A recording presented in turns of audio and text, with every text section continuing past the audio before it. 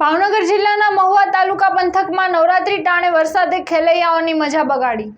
ભાવનગર જિલ્લાના મહુવા તાલુકાના ગ્રામ્ય વિસ્તારમાં સતત બીજા દિવસે પણ વરસાદી માહોલ જોવા મળી રહ્યો છે। તાલુકાના બગદાણા, મોણપર સહિતના પંથકમાં ધોધમાર વરસાદ થયો હતો। નવરાત્રી દરમિયાન વરસતા વરસાદ ખેલૈયાઓના રંગમાં ભંગ પડ્યો છે। નવરાત્રીની શરૂઆતથી જ સતત વરસાદ વરસી રહ્યો છે, જેના કારણે હવે ખેડૂતોમાં ક્યાંક ને ક્યાંક પાક નુકસાનને લઈને ચિંતાનું મોજું ફરી વળ્યું છે। Report by Abbas Ravjani, Bagdana.